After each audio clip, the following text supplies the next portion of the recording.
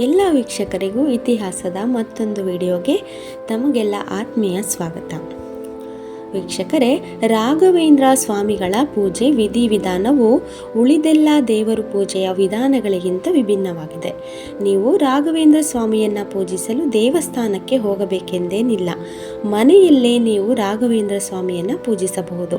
ಹಾಗಾದರೆ ಮನೆಯಲ್ಲೇ ರಾಘವೇಂದ್ರ ಸ್ವಾಮಿಯನ್ನು ಪೂಜಿಸುವುದು ಹೇಗೆ ಹಾಗೂ ರಾಘವೇಂದ್ರ ಸ್ವಾಮಿ ಪೂಜೆಯ ವಿಧಿವಿಧಾನಗಳನ್ನು ಇಂದಿನ ವಿಡಿಯೋದಲ್ಲಿ ನಾವು ತಿಳಿಯುತ್ತಾ ಹೋಗೋಣ.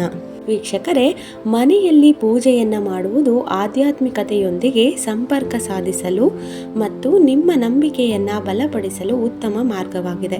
ಮನೆಯಲ್ಲೇ ಮಾಡಲಾಗುವ ಪ್ರಮುಖ ಪೂಜೆಯಲ್ಲಿ ರಾಘವೇಂದ್ರ ಸ್ವಾಮಿ ಪೂಜೆಯು ಹೆಚ್ಚು ಪ್ರಾಮುಖ್ಯತೆಯನ್ನು ಪಡೆದುಕೊಂಡ ಪೂಜೆಯಾಗಿದೆ. ರಾಘವೇಂದ್ರ ಸ್ವಾಮಿ ಪೂಜೆಯು ಹಿಂದೂ ಸಂತ ಶ್ರೀ ರಾಘವೇಂದ್ರ ಸ್ವಾಮಿಗೆ ಸಮರ್ಪಿತವಾದ ಪೂಜೆಯಾಗಿದೆ ಮತ್ತು ಮನೆಯಲ್ಲಿ ನಾವು ರಾಘವೇಂದ್ರ ಸ್ವಾಮಿಯನ್ನು ಪೂಜಿಸೋದ್ರಿಂದ ಸಮೃದ್ಧಿ ಮತ್ತು ಅದೃಷ್ಟವು ನಿಮಗೆ ಸಾಥ್ ನೀಡುತ್ತದೆ ಎನ್ನುವ ನಂಬಿಕೆ ಕೂಡ ಇದೆ. ಮನೆಯಲ್ಲಿ ರಾಘವೇಂದ್ರ ಸ್ವಾಮಿ ಪೂಜೆಯನ್ನು ಮಾಡುವುದು ಹೇಗೆ ಎಂಬುದನ್ನು ಹಂತ ಹಂತವಾಗಿ ತಿಳಿದುಕೊಳ್ಳೋಣ. ವೀಕ್ಷಕರೇ, ಮೊದಲನೆಯದಾಗಿ ಮನೆಯಲ್ಲಿ ರಾಘವೇಂದ್ರ ಸ್ವಾಮಿ ಪೂಜೆಯನ್ನು ಪ್ರಾರಂಭಿಸುವ ಮೊದಲು ನಿಮ್ಮನ್ನು ಮತ್ತು ನಿಮ್ಮ ಮನೆಯನ್ನು ಸ್ವಚ್ಛಗೊಳಿಸುವುದು ಅತ್ಯಂತ ಮುಖ್ಯವಾಗಿದೆ. ಪೂಜೆಗೂ ಮುನ್ನ ನೀವು ಸ್ನಾನ ಮಾಡಿ ಶುಭ್ರವಾದ ಬಟ್ಟೆಯನ್ನು ಧರಿಸಬೇಕು.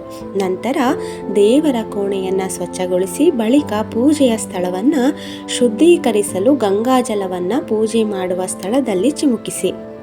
ಎರಡನೆಯದಾಗಿ ದೇವರ ಕೋಣೆಯಲ್ಲಿ ರಾಘವೇಂದ್ರ ಸ್ವಾಮಿಯ ಪೂಜೆಗಾಗಿ ದೀಪ, ಅಗರಬತ್ತಿಗಳು, ಹೂವುಗಳು, ಹಣ್ಣುಗಳು ಮತ್ತು ಸಿಹಿ ತಿಂಡಿಗಳಂತಹ ಪೂಜಾ ಸಾಮಗ್ರಿಗಳನ್ನು ಜೋಡಿಸಿ. ನಂತರ ನೀವು ಮನೆಯಲ್ಲಿ ರಾಘವೇಂದ್ರ ಸ್ವಾಮಿಯನ್ನು ಪೂಜಿಸಲು ಬಯಸಿದರೆ ನಿಮಗೆ ರಾಘವೇಂದ್ರ ಸ್ವಾಮಿಯ ಫೋಟೋ ಅಥವಾ ವಿಗ್ರಹ ಮತ್ತು ಪೂಜಾ ಫಲಕವು ಬೇಕಾಗುತ್ತೆ. ಇನ್ನು ಮೂರನೆಯದಾಗಿ ಮನೆಯಲ್ಲಿ ಪೂಜೆಗಾಗಿ ಶಾಂತಿಯುತ ವಾತಾವರಣವನ್ನು ಸೃಷ್ಟಿಸುವುದಕ್ಕಾಗಿ ದೀಪ ಮತ್ತು ಅಗರಬತ್ತಿಗಳನ್ನು ಬೆಳಗಿಸಿ. ಇದರ ಜ್ವಾಲೆಯು ಕತ್ತಲೆಯನ್ನು ಹೋಗಲಾಡಿಸುವ ದೈವಿಕ ಬೆಳಕನ್ನು ಪ್ರತಿನಿಧಿಸುತ್ತದೆ. ಆದರೆ ಧೂಪದ್ರವ್ಯವು ಗಾಳಿಯನ್ನು ಶುದ್ಧೀಕರಿಸುತ್ತದೆ ಮತ್ತು ನಿಮ್ಮ ಪೂಜೆಯ ಸ್ಥಳದಲ್ಲಿ ಪರಿಮಳವನ್ನು ಕೂಡ ಹರಡುತ್ತೆ.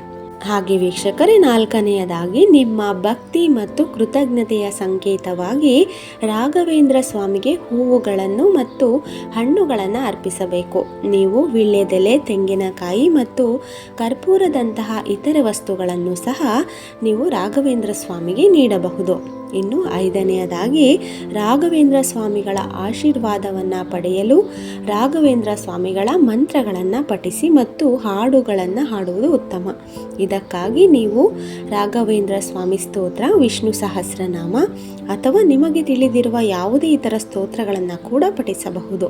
ಹಾಗೆ ಆರನೆಯದಾಗಿ ಪೂಜೆಯ ಕೊನೆಯಲ್ಲಿ ಆರತಿ ಮಾಡುವುದನ್ನು ನೀವು ಎಂದಿಗೂ ಮರೆಯಬೇಡಿ. ದೀಪವನ್ನು ವೃತ್ತಾಕಾರವಾಗಿ ತಿರುಗಿಸಿ ಮತ್ತು ರಾಘವೇಂದ್ರ ಸ್ವಾಮಿಗೆ ನಿಮ್ಮ ಪ್ರಾರ್ಥನೆಯನ್ನು ಸಲ್ಲಿಸಿ. ನೀವು ಆರತಿ ಹಾಡನ್ನು ಹಾಡಬಹುದು ಅಥವಾ ಹೂವುಗಳು ಮತ್ತು ತಿಂಡಿಗಳನ್ನು ಸಹ ರಾಘವೇಂದ್ರ ಸ್ವಾಮಿಗೆ ಅರ್ಪಿಸಬಹುದು. ಇನ್ನು ಏಳನೆಯದಾಗಿ ರಾಘವೇಂದ್ರ ಸ್ವಾಮಿಗಳ ಆಶೀರ್ವಾದದಂತೆ ನಿಮ್ಮ ಕುಟುಂಬ ಮತ್ತು ಸ್ನೇಹಿತರಿಗೆ ಪೂಜೆಯ ನಂತರ ಪ್ರಸಾದವನ್ನು ವಿತರಿಸಿ.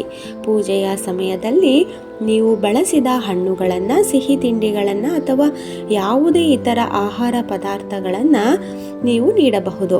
ಹಾಗೆ ಎಂಟನೆಯದಾಗಿ ಮುಂದಿನ ದಿನಗಳಲ್ಲಿ ಮತ್ತೆ ರಾಘವೇಂದ್ರ ಸ್ವಾಮಿಯನ್ನು ಪೂಜಿಸುವುದಕ್ಕಾಗಿ ನೀವು ಪೂಜಾ ಸಾಮಗ್ರಿಗಳನ್ನು ಸ್ವಚ್ಛ ಮತ್ತು ಸುರಕ್ಷಿತ ಸ್ಥಳದಲ್ಲಿ ಇಡಬೇಕು. ರಾಘವೇಂದ್ರ ಸ್ವಾಮಿಗಳ ಫೋಟೋ ಅಥವಾ ವಿಗ್ರಹವನ್ನು ಸ್ವಚ್ಛವಾಗಿ ಮತ್ತು ಗೌರವಯುತವಾಗಿ ಇರಿಸಬೇಕೆಂಬುದನ್ನು ನೆನಪಿನಲ್ಲಿಟ್ಟುಕೊಳ್ಳಿ.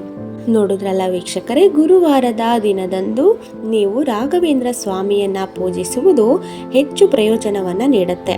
ರಾಘವೇಂದ್ರ ಸ್ವಾಮಿಗಳ ಪೂಜೆಯಿಂದ ಓರ್ವ ವ್ಯಕ್ತಿಯ ಜೀವನದ ಎಲ್ಲ ರೀತಿಯ ಸಮಸ್ಯೆಗಳು ದೂರಾಗುತ್ತೆ.